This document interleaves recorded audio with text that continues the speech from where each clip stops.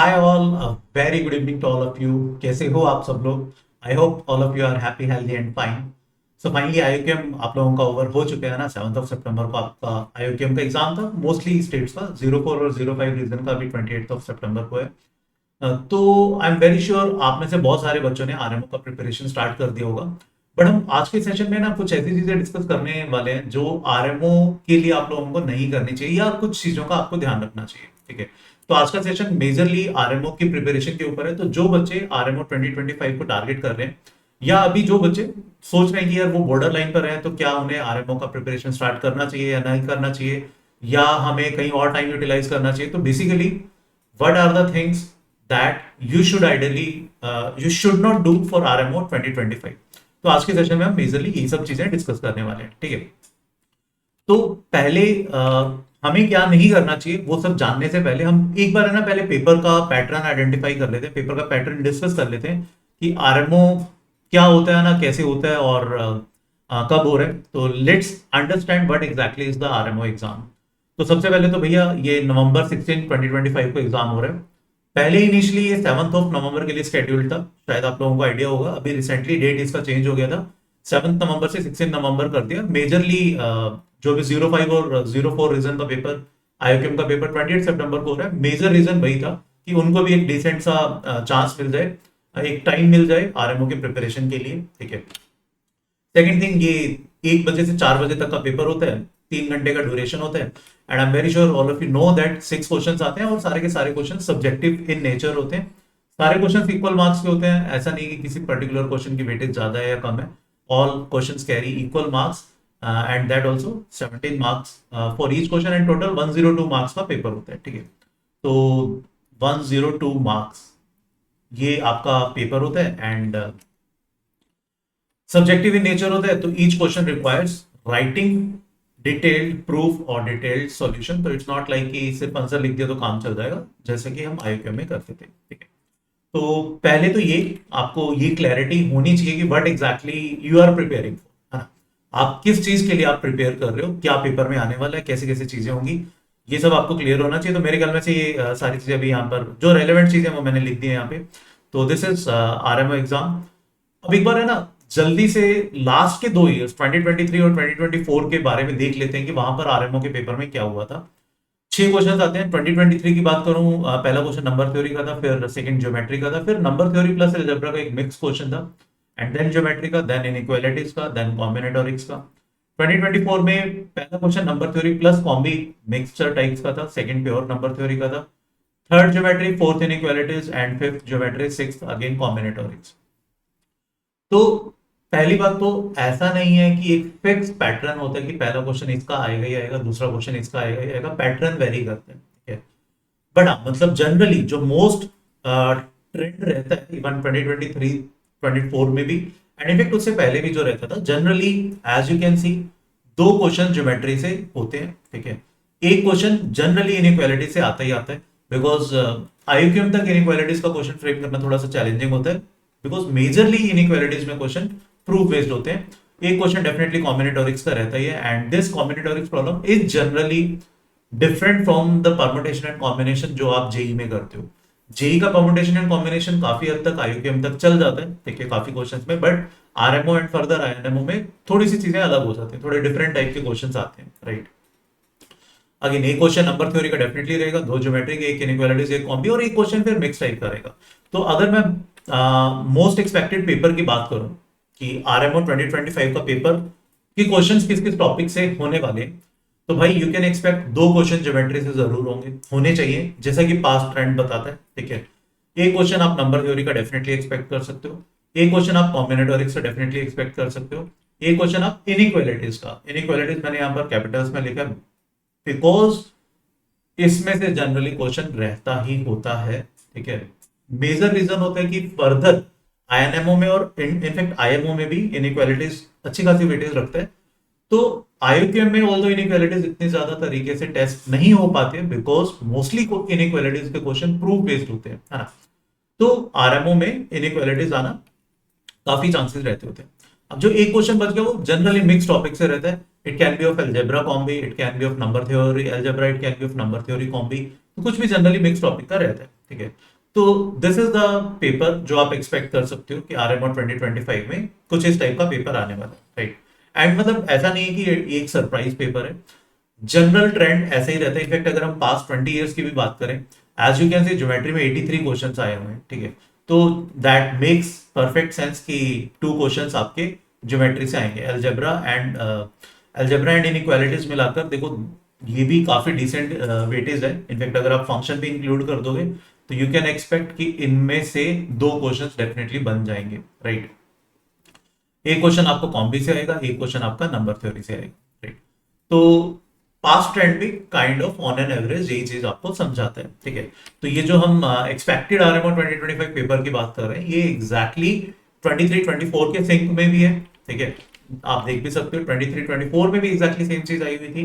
And in fact अगर हम बात करें ये पास्ट 20 ईयर्स के डेटा के साथ भी सिंक में है, राइट। तो दिस इज द पेपर जो आप एक्सपेक्ट कर सकते हो कि आएगा। अब पॉइंट आता है कि हमें आरएमओ 2025 की प्रिपरेशन में हमें एग्जैक्टली क्या क्या चीजें ऐसी हैं जिनका ध्यान रखना जो हमें नहीं करनी है, ठीक है। तो सबसे पहले तो मैं एक चीज कहूंगा, बहुत सारे बच्चों को लगता है कि यार मैंने आईओकेम की बहुत अच्छे से प्रिपरेशन कर ली तो आरएमओ की भी हो गई है, मेरे को बहुत ज्यादा प्रिपरेशन करने की जरूरत है। But trust me, RMO is different from IOQM and in fact it is very very very different from IOQM. IOQM एक बिल्कुल अलग नेचर का एग्जाम है, आरएमओ बिल्कुल एक अलग नेचर का एग्जाम है। आईओकेम में 3 आवर्स में आपको 30 क्वेश्चन करने होते हैं, यहाँ सिर्फ 6 क्वेश्चन है, ठीक है। एंड मोस्ट इंपॉर्टेंटली ये एक सब्जेक्टिव पेपर है, ठीक है। तो do not ignore proof writing, हमें सॉल्यूशंस क्लियर कट लिखने होते हैं, ठीक है। ऐसा नहीं है कि हमें इंट्यूशन से या हमने जुगाड़ लगा के या हमने किसी भी तामझाम करके हमने आंसर निकाल लिया। बट एज फार एज आप अपने आंसर को या आपने जो भी प्रूफ किया उसको आप अगर क्लियर कट शब्दों में नहीं लिख सकते तो you want be getting marks, चाहे आपके दिमाग में जितना मर्जी क्लियर हो, ठीक है। चाहे आपको क्लियर है कि यार ये ऐसे ऐसे करूंगा तो ये आंसर ये डेफिनेटली प्रूफ हो रहा है, बट वो ऐसे ऐसे अगर आप पेपर पे नहीं लिख पाए, अगर आप नहीं समझा पाए एंड अगर आपको क्लियरली नहीं समझा पाए तो you want be getting marks. And in fact RMO के बहुत सारे क्वेश्चंस में बच्चे फेक सॉल्व करते हैं, स्पेशली प्रूफ वाले क्वेश्चन में। उन्हें लगता है कि यार हमने प्रूफ कर दिया, बट जनरली उन्होंने प्रूफ में कुछ जबरदस्ती से चीजें की हुई होती हैं। ऐसा जनरली कॉम्बिनेटोरिक्स के क्वेश्चन में तो बहुत फ्रिक्वेंटली होते हैं। बहुत सारे बच्चों को लगता है कि हाँ उन्होंने सॉल्व कर दिया, but that is not the case. Actual तरीके से वो सॉल्व नहीं हुआ होता। एंड इनफैक्ट एट टाइम्स हम लोग भी कभी कभी गलती से फेक सॉल्व कर जाते हैं and it is very common. तो आपको थोड़ा सा वो चीजें ध्यान रखनी है, ठीक है। तो प्लीज इंश्योर, अगर if you are prepared good for IOQM और if you are getting good score in IOQM, that doesn't mean that you are fully prepared for RMO. RMO is a different game, ठीक है। RMO is completely different from IOCAM, ठीक है। तो second thing जो मैं suggest करूंगा आपको नहीं करना चाहिए, इवन प्रिपरेशन के टाइम पर भी एंड इवन एक्चुअल आरएमओ के एग्जाम में भी, do not get stuck on one question. बहुत सारे बच्चों को लगता है कि यार आरएमओ में तो 6 क्वेश्चन होते हैं भैया, 3 घंटे का टाइम है, तो टाइम की तो कमी नहीं है, ठीक है। बड़े इजिली बड़े कंफर्टेबली हम बहुत सारी चीजों को कर पाएंगे, बड़े इजिली हम पेपर को कर लेंगे। बट फ्लो में कई बार हम एक क्वेश्चन पे अटक जाते हैं, एक क्वेश्चन पर ही 1 घंटा, सवा घंटा, 1.5 घंटा दे दिया, जो कि unnecessarily time given in the paper नहीं देना चाहिए था। वो हो सकता था जिस क्वेश्चन पे आप अटके हो वो बहुत टफ क्वेश्चन हो, जो आइडियली शायद हमें एटलीस्ट पेपर के टाइम पे छोड़ देना चाहिए था, या बाद में, बिल्कुल बाद में हमें अटेम्प्ट करना चाहिए था। तो एक चीज ध्यान रखना, प्लीज किसी भी क्वेश्चन में ना स्टक मत करना। एंड है ना, ये चीज है ना यार, ऐसा नहीं होता कि फाइनली पेपर के दिन आपको ये आदत आ जाएगी। जब तक आप ये ना हैबिट अपनी रेगुलर सॉल्विंग में नहीं डालोगे तब तक आप पेपर में भी इस चीज को एग्जीक्यूट नहीं कर पाओगे। आपको है ना क्लियर कट पता होना चाहिए। जैसे मान लो आपने एक क्वेश्चन उठाया, इवन मैं रेगुलर प्रैक्टिस की बात कर रहा हूँ, जो भी आप आरएमओ से पहले आप प्रैक्टिस कर रहे हो, आपने एक क्वेश्चन उठाया, आपने उस पर आपने टाइम नहीं देखा और आपने उस पर 1 घंटा, 1.5 घंटा दे दिया, तो that is not a correct practice. मैं ये नहीं कह रहा कि क्वेश्चन पे 1 घंटा या 1.5 घंटा मत दो, देना चाहिए, कुछ क्वेश्चन पे देना चाहिए, बट वो आपके नॉलेज में होना चाहिए। मतलब बेसिकली एक क्वेश्चन पे, एक आरएमओ लेवल के क्वेश्चन पर अगर आपने 20-25 मिनट दे दिए, तो आपको कॉल लेनी चाहिए आपको कि यार मैंने 20-25 मिनट दे दिए, अब इस क्वेश्चन में मैं इतना कुछ कर पाया हूं, तो फर्दर मुझे अब टाइम देना है या नहीं देना, वो कॉन्शियस डिसीजन होना चाहिए। ऐसा नहीं कि हम टाइम को देख ही नहीं रहे और हम we are just going with the flow, ठीक है।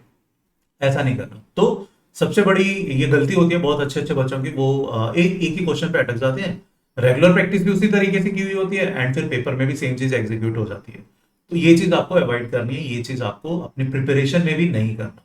तो do not get stuck on one question, and in fact आधे घंटे से ज्यादा आप एक क्वेश्चन पे मत स्टक करो। अगर वो क्वेश्चन आ रहे हो लेवल पे, आपने आधा घंटा स्पेंड किया, अब उसके बाद आप कॉन्शियस कॉल लो कि मैं अभी इस क्वेश्चन पे और टाइम स्पेंड करूं, या मैं इसको फॉर द टाइमिंग छोड़ दूं, या मैं इसका सॉल्यूशन देखूं। मतलब ऐसा नहीं होना चाहिए कि आपको एक क्वेश्चन को लेकर बैठे और आपको एक घंटे बाद रियलाइज हो रहा है यार अच्छा मैंने एक घंटा दे दिया इस क्वेश्चन पे। नहीं, 20-25 मिनट्स बाद आपको रियलाइज हो जाना चाहिए मैं इतना टाइम दे चुका हूं, अब मुझे इस पे और टाइम देना है या नहीं देना। ये चीज आपको रेगुलर सॉल्विंग में लेकर आना होगा। दूसरी इंपॉर्टेंट चीज, आईक्यूएम और आरएमओ में जो मेजर डिफरेंस है भैया, आरएमओ में आपको पार्शियल मार्क्स मिलते हैं, ठीक है। आईक्यूएम में अगर आपका आंसर करेक्ट है, you will gate full marks, अगर आपका आंसर गलत है तो you want get any marks. But RMO में ऐसा नहीं होता। आरएमओ में अगर आपने कुछ जेन्युइन स्टेप्स भी लिखे तब भी आपको मार्क्स मिलेंगे। बट अब इसका ये मतलब नहीं है कि यार प्रॉब्लम स्टेटमेंट अगर आप लिख आए है ना, क्वेश्चन में क्या बोला जा रहा है वो आप लिख आए एंड इनफैक्ट उसका मतलब भी समझाए कि ये क्या पूछना चाह रहा है, तो ऐसा नहीं है कि बोर्ड की तरह आपको मार्क्स मिल जाएंगे, है ना। ऐसा नहीं कि कुछ भी लिखा हो आपको मार्क्स मिल जाएंगे। अगर पार्शियल मार्क्स का मतलब है, लेट से अगर पेपर में क्वेश्चन में किसी एक क्वेश्चन में कुछ जेन्युइन से स्टेप्स हैं, लेट से 5-6 इंफॉर्मेशन हैं या 5-6 लॉजिकल इन्फ्रेंसेस हैं जो उस क्वेश्चन के लिए हमें चाहिए, एंड आपने उसमें से एक या दो लिख दिया लॉजिकल इन्फ्रेंस, चाहे वो कितना आसानी क्यों ना हो, बट हाँ मतलब शायद उसके फिर कुछ ना कुछ पार्शियल मार्क्स होंगे। तो इस चीज को अंडर एस्टिमेट मत करो। नेगेटिव मार्किंग नहीं होती है आरएमओ में, है ना। Obviously either you will get 0 और you may get some partial marks और you may get full marks. तो even if you are not able to solve a problem fully, then also whatever you have solve you should write it, ठीक है। आपको वो clear cut लिखना चाहिए because you may get partial marks, ठीक है। तो इसको अंडर एस्टिमेट बिल्कुल भी मत करना। Partial marking is there and a lot of students जो शायद किसी भी एक सिंगल क्वेश्चन में भी फुल मार्क्स नहीं लेकर आ पाते हैं, बट सिर्फ पार्शियल मार्क्स के बेसिस पर ही कट ऑफ क्लियर कर लेते हैं, राइट। तो ऐसा होता है। तो प्लीज हर क्वेश्चन को आप कुछ भी जो भी आपकी अंडरस्टैंडिंग बनी है, जो भी आप उस क्वेश्चन में समझ पाए हो, जो भी आप उस क्वेश्चन में कर पाए हो, उसको जरूर लिख कर आओ। मतलब अगर आपने रफ में कुछ कंक्लूड किया तो उसको सिर्फ रफ में मत रहने देना, उसको आप फेयर में जो जेन्युइन आंसर आप जहां पे भी लिख रहे हो उसमें जरूर लिखना, राइट। एंड भाई ये स्पेशली उन बच्चों के लिए जो थोड़े से जिन्होंने डिसेंट लेवल की प्रिपरेशन की होती है, ईगो पे मत लेना। बहुत सारे बच्चे ईगो पर ले जाते हैं।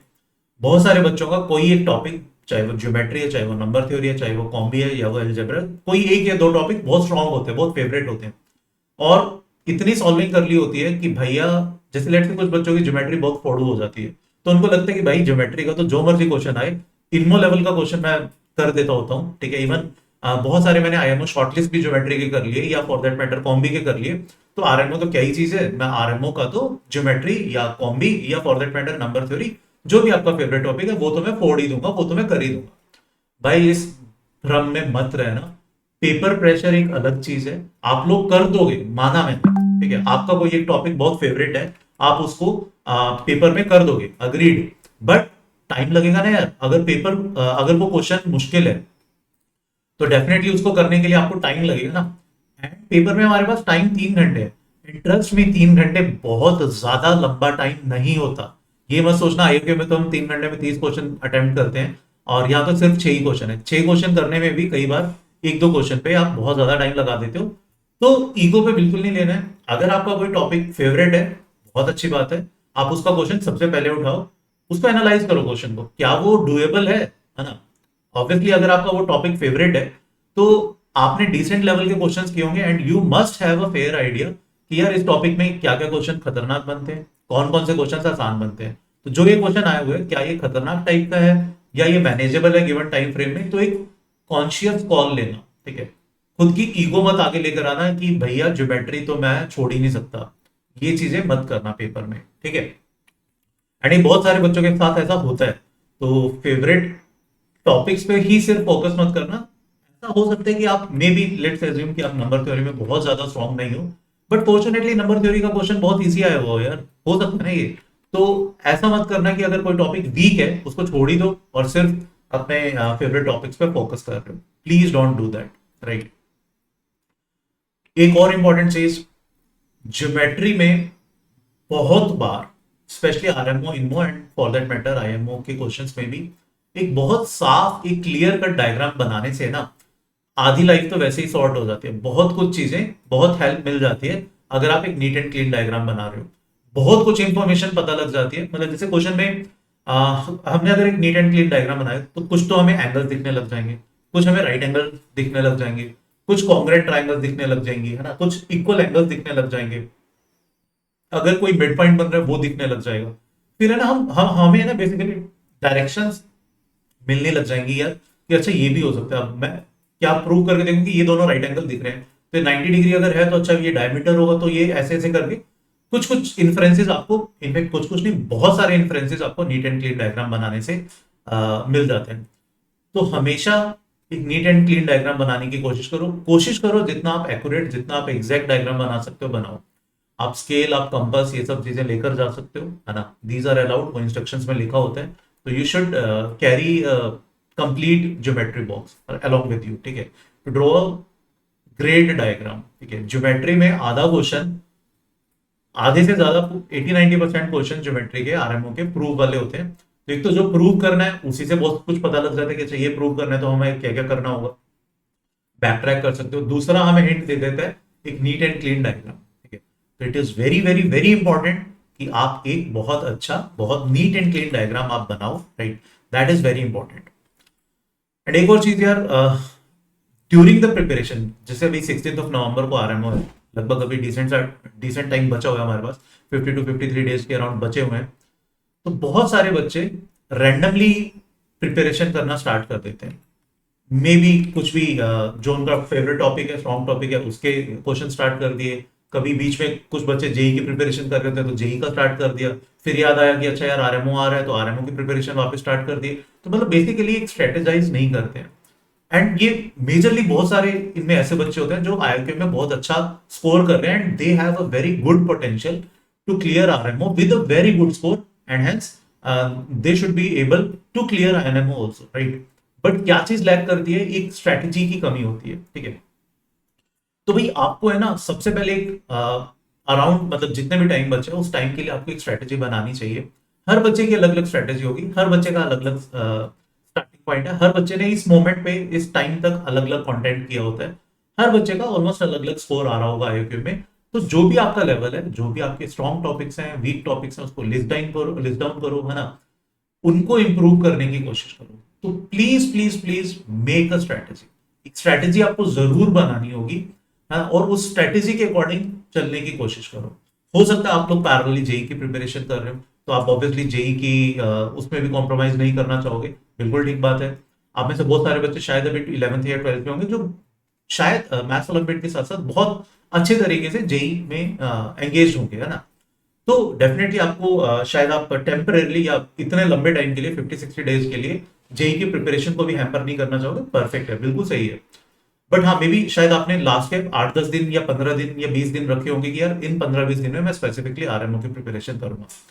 तो what ever your thought process is, please make a strategy. लिखो, जो भी आप सोच रहे हो ना उसको लिखो। लिखने से ना बहुत सारी चीजें क्लियर हो जाती है। लिखने से आपको क्लियर हो जाएगा कि आपका थॉट प्रोसेस कितना था, क्या वो प्रैक्टिकल है, क्या वो एग्जीक्यूटेबल है।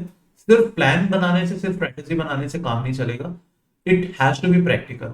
एंड स्ट्रेटेजी बहुत इंपॉर्टेंट है। अगर आपने सोचा कि आप सीधा एग्जीक्यूट कर दोगे, आपके पास स्ट्रेटेजी नहीं है, तो वो स्ट्रेटेजी नहीं है, कोई प्लान नहीं है, तो वो फिर एग्जीक्यूट तो हो ही नहीं पाएगा। ठीक है, तो please do not study randomly कि कभी कुछ पढ़ लिया, कभी कुछ पढ़ लिया, अभी ये अच्छा लग रहा है तो ये पढ़ लिया, अभी वो अच्छा लग रहा है तो वो पढ़ लिया। नहीं, please make a strategy and try to follow it as much as you can. And let's say आपने एक आज स्ट्रेटेजी बनाई एंड 3-4 दिन बाद आपको रियलाइज हो रहा है कि यार मैं तो ये फॉलो ही नहीं कर पा रहा या मैंने गलत बना दिया, तो भैया immediately modify the strategy, immediately rectify the strategy. जो भी 2-3 दिन में आपका फीडबैक है, आपका इनपुट है, आपका टाइम कहाँ एंगेज है उस, और कितना टाइम आप लोगों के पास फ्री है, उस टाइम के अकॉर्डिंग आप अपनी मैथ्स ओलंपियाड की प्रिपरेशन को, आप अपने आरएमओ की प्रिपरेशन को स्ट्रेटेजाइज करो। स्ट्रेटेजाइज करना बहुत ज्यादा जरूरी है।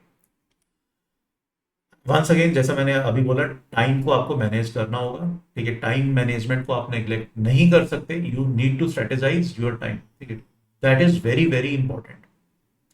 अब हम लोग या आरएमओ 2025 में हमें क्या नहीं करना चाहिए वो हमें चलो क्लियर है। हम लोग आपकी कैसे हेल्प कर सकते हैं या आप लोगों को क्या क्या करना चाहिए to clear RMO with a decent margin या कंफर्टेबली आरएमओ 2025 क्लियर करने के लिए what exactly you need to do. तो सबसे पहले तो यार हम लोग आप लोगों को सबसे इंपॉर्टेंट चीज तो भैया ये है, आपको आरएमओ क्लियर करने के लिए, सिर्फ आरएमओ क्लियर करने के लिए आपको पढ़ने की जरूरत नहीं है। You should enjoy the learning phase. देखो मैथ्स ओलंपियाड की प्रिपरेशन है ना, आपको बहुत कुछ सिखाएगी। एंड इट्स नॉट लाइक कि हमें एग्जाम सिर्फ और सिर्फ एग्जाम क्लियर करना है। हमारे पास यूएस में बहुत सारे ऐसे बच्चे होते हैं जो हमारे जो बैचेस होते हैं, चाहे वो आईओक्यूएम के लिए चाहे वो आरएमओ के लिए, कोई भी मैथ्स ओलंपियाड का बैच लेते हैं, बट उनमें से 40% के अराउंड बच्चे मैथ्स ओलंपियाड में अपीयर ही नहीं होते हैं। They do not even write IOQM because they just want to enjoy maths, they just want to learn good maths, ठीक है। And it is very important. देखो यार जेई एक डिफरेंट गेम हो जाता है यहाँ तो आपको, मतलब if you are not enjoying mathematics तो फिर कोई आरएमओ आईएनएमओ या आईओक्यूएम की प्रिपरेशन करने का कोई बहुत ज्यादा सेंस नहीं है। तो you have to, you should enjoy maths, then only that will make any sense to appear for maths olympiad or to prepare for maths olympiad, right? तो please enjoy the learning phase and जब अगर आप enjoy करोगे ना इसको, तभी तभी आप लोग है ना इसको कंफर्टेबली क्लियर भी कर पाओगे। तो क्लियर करना वो अपने ऑटोमेटिकली टेक केयर हो जाएगा, है ना। तो just enjoy the learning phase and academically what we can give you. हम लोगों ने एक आरएमओ कैंप स्टार्ट किया हुआ है, ठीक है। एंड इनफैक्ट वो अभी रिसेंटली स्टार्ट होता है, दो या तीन सेशंस हुए हैं अभी उसमें। And this camp is completely free for each and everyone who wrote IOQM 2025। तो अगर आपने आईओक्यूएम 2025 लिखा है तो ये कैंप आपके लिए है। एंड इनफैक्ट जो बच्चे आईओक्यूएम में एनरोल्ड थे आईओक्यूएम कैंप में, ठीक है, जिन्होंने हमारे यहाँ पर आईओक्यूएम कैंप लगाया था, उनको ये करने की जरूरत नहीं है। दे ऑलरेडी उनको बेसिकली हमने ऑलरेडी बैकएंड से इनको एनरोल किया हुआ है आरएमओ कैंप में। बट जिन बच्चों ने आईओक्यूएम कैंप नहीं लगाया था, तो भाई दिस इज वन थिंग जो हम अपनी तरफ से आप लोगों के लिए कर रहे हैं, राइट। तो this is a free RMO camp and this is for everyone जिन्होंने आईओक्यूएम 2025 लिखा था, राइट। तो कैसे इस कैंप का पार्ट बनना है, नीचे डिस्क्रिप्शन में एक गूगल फॉर्म का लिंक दिया हुआ है। Just you need to fill up the Google form and our team will verify your details and they will enroll you to this RMO camp. जो बच्चे ऑलरेडी आईओक्यूएम कैंप का part थे उनको ये गूगल फॉर्म फिलअप करने की जरूरत नहीं है, उनको ऑलरेडी आरएमओ कैंप में एनरोल कर दिया गया है and they can see the sessions on their portal, ठीक है। आरएमओ कैंप में ऑलरेडी 12 सितंबर को स्टार्ट हुआ था, बट अभी जब तक आईओक्यूएम का रिजल्ट नहीं आता तो हम एक या दो, इनफेक्ट दो क्लासेस अभी कर रहे हैं। टाइम 9 to 10:30 रहते हैं and there will be around 4 test of RMO pattern जो आपके बिफोर आईओक्यूएम के रिजल्ट से पहले लिए जाएंगे। तो this is phase 1 and this is open for everyone, this is free for everyone those who have written IOQM 2025। And phase 2 जो आईओक्यूएम के रिजल्ट के बाद स्टार्ट होगा, ठीक है। In this phase again that phase is also free for everyone जो RMO लिखने के लिए एलिजिबल होंगे, राइट।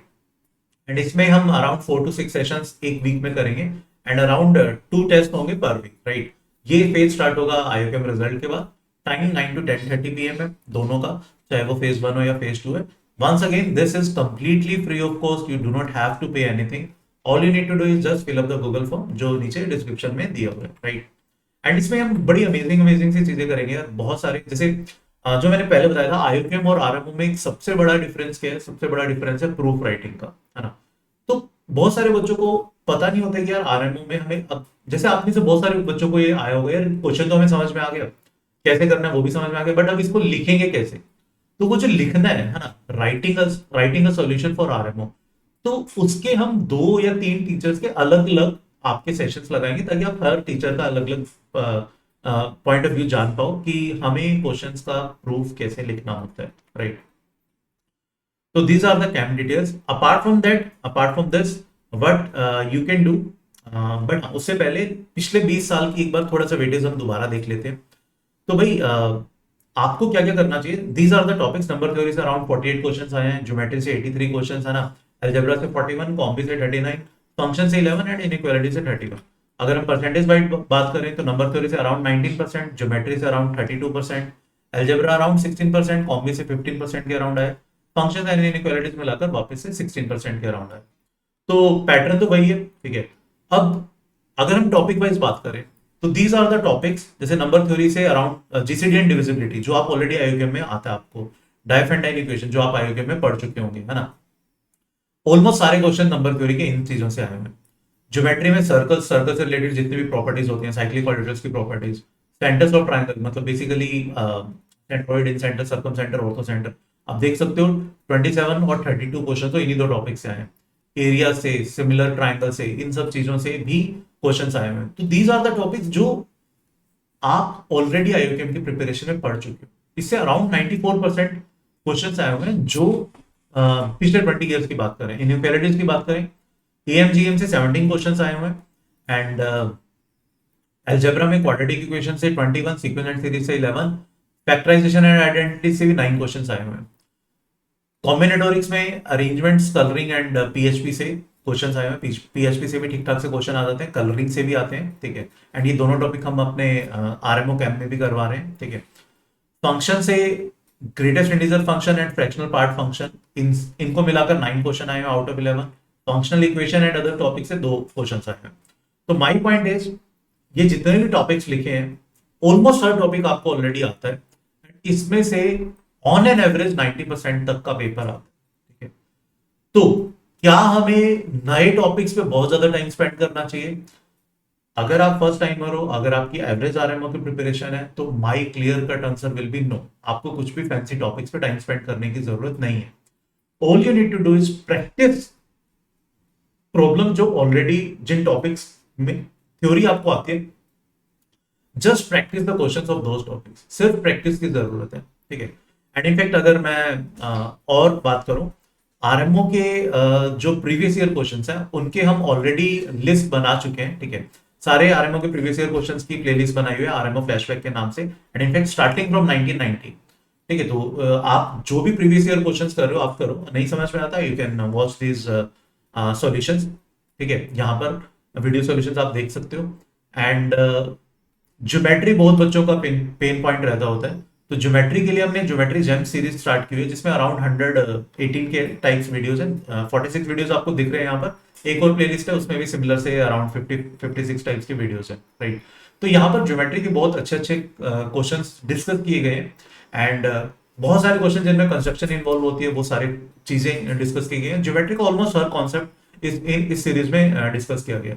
तो जिनका ज्योमेट्री पेन पॉइंट है, वीक पॉइंट है, they can start with this series, right. अब अगर हम बात करते हैं, स्पेशली अगर मैं बाइफरगेट करूं उन बच्चों के लिए जो फर्स्ट टाइम आरएमओ की प्रिपरेशन कर रहे हैं, या जो बच्चे थोड़े से आईओकेएम में कॉन्फिडेंट थे, आईओकेएम में डिसेंट सा स्कोर आ रहे हैं, जिन्होंने एक एवरेज लेवल का प्रिपरेशन किया हुआ है आरएमओ में, ठीक है। तो उनके लिए उनको क्या क्या करना चाहिए? तो फर्स्ट टाइमर के लिए तो भैया सिंपली सबसे पहले तो आप देखो ना, बहुत सारे बच्चे होंगे जो शायद आईओकेएम की कट ऑफ मार्जिन से ही क्लियर कर रहे होंगे, बॉर्डर लाइन पर होंगे। तो या जो बच्चे बहुत ज्यादा कॉन्फिडेंट नहीं है आईओकेएम की प्रिपरेशन में, तो उनके लिए सिंपल सजेशन रहेगा, भैया सबसे पहले तो आप अपने स्ट्रॉन्ग टॉपिक को आइडेंटिफाई करो आईओकेएम पॉइंट ऑफ व्यू से। जो जो आपके स्ट्रॉन्ग टॉपिक्स हैं उनके आप प्रीवियस ईयर क्वेश्चंस करो आरएमओ के, ठीक है। एंड फिर जो वीक टॉपिक्स हैं आईओकेएम पॉइंट ऑफ व्यू से, उनको आप थोड़ा सा उनके ऊपर वर्कआउट करो, उनको आईओकेएम पॉइंट से स्ट्रॉन्ग बनाने की कोशिश करो। एंड फिर रिपीट द स्टेप टू मतलब फिर उन टॉपिक से जब वो आपके स्ट्रॉन्ग हो जाएं आईओकेएम पॉइंट ऑफ व्यू से, तो आप उसके प्रीवियस ईयर क्वेश्चंस सॉल्व करना स्टार्ट करो, ठीक है। प्रीवियस ईयर क्वेश्चन कहाँ के? आरएमओ के, जिसके वीडियो सॉल्यूशंस आपके साथ शेयर्ड है ऑलरेडी, मैंने आपको लिस्ट बता दी है, ठीक है। अब ये सब करने के बाद आप, या इस सब के साथ साथ अगर आप आईओकेएम कैंप का पार्ट हो, नहीं हो तो आप अभी ये नीचे जो डिस्क्रिप्शन में गूगल फॉर्म का लिंक दिया हुआ है वो आप फिलअप करो, तो आप आईओकेएम कैंप का पार्ट बन जाओगे, जिसमें जो भी हमने आईओकेएम कैंप में सेशंस लेते हैं उन सबके रिकॉर्डिंग्स आप देख पाओगे, ठीक है। तो वहां पर जो भी 5 मार्कर के सेशंस हैं, 5 मार्कर के sessions are at par with this RMO level questions. तो आपको वो 5 मार्कर के क्वेश्चंस करने चाहिए प्रैक्टिस, ठीक है। उससे आपका लेवल बढ़ेगा आरएमओ पॉइंट ऑफ व्यू से। एंड सबसे इंपॉर्टेंट चीज, ये सब होने के बाद प्लीज एंश्योर कि आप एटलीस्ट 5 या 6 आरएमओ के मॉक टेस्ट जरूर दे रहे हो, ठीक है। उससे आपको काफी कुछ आइडिया लग जाएगा, आप काफी कुछ आपको चीजें समझ में आ जाएंगी कि कैसे हमें आरएमओ के पेपर को लिखना चाहिए, and you will be able to understand a lot of things. तो आपको आरएमओ के मॉक टेस्ट देने बहुत जरूरी है। एंड उन बच्चों के लिए अब जो ऑलरेडी आईक्यूएम में कॉन्फिडेंट है, जो मार्जिनली क्लियर कर रहे हैं आईक्यूएम को, जो बहुत अच्छे से क्लियर कर रहे हैं, या जिन्होंने ऑलरेडी एक एवरेज लेवल का आरएमओ का प्रिपरेशन किया हुआ है, तो सबसे पहले तो भैया कोई भी अगर किसी भी टॉपिक में आपकी थ्योरेटिकल वीकनेस है, लाइक जैसे कुछ बच्चों का शायद ज्योमेट्री में कुछ पोर्शन वीक होता है, कुछ बच्चों का मे बी नंबर थ्योरी में कुछ वीक होता है, या कॉम्बी में कुछ वीक होता है, तो सबसे पहले तो आईक्यूएम पॉइंट ऑफ व्यू से अगर आपकी कोई भी वीकनेस है थ्योरेटिकली, उसको रिमूव करो। उसके रिगार्डिंग लेक्चर देखो, सब कुछ हमने यूट्यूब पे डाला हुआ है, ठीक है। तो वो सारी थ्योरेटिकल वीकनेस दूर करो। बहुत ज्यादा फैंसी स्टफ में जाने की जरूरत नहीं है, जितना आईओकेम के लिए चाहिए आप उतना एक बार उसको थ्योरेटिकल वीकनेस को उसको रिमूव करो। एंड फिर सबसे इंपॉर्टेंट है आरएमओ प्रीवियस ईयर क्वेश्चंस को कंप्लीट करो। अगर अभी भी कुछ आरएमओ के प्रीवियस ईयर पेपर्स पेंडिंग पड़े हैं, प्लीज सॉल्व देम। एंड अगर वो सारे हो गए then you should complete INMO previous year question starting from 1986 to INMO 2010। 2010 तक जो इनमो के पेपर होते थे उनका काइंड ऑफ लेवल वही है जो आजकल आरएमओ के पेपर्स में आता है। तो these are the three things जो आप लोगों को करनी चाहिए, स्पेशली फॉर दो स्टूडेंट जो जिनको लगता है कि यार they are good at this thing, they have made a decent preparation for RMO, right?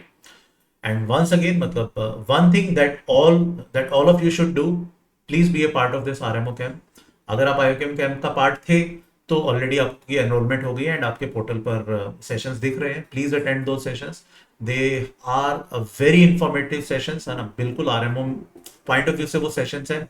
And अगर अभी तक आप आरएमओ कैंप का पार्ट नहीं बने हो तो नीचे गूगल फॉर्म का एक लिंक दिया हुआ डिस्क्रिप्शन में, ठीक है, उसको फिलअप करो। Our team will enroll you in this RMO camp and this is completely free of cost.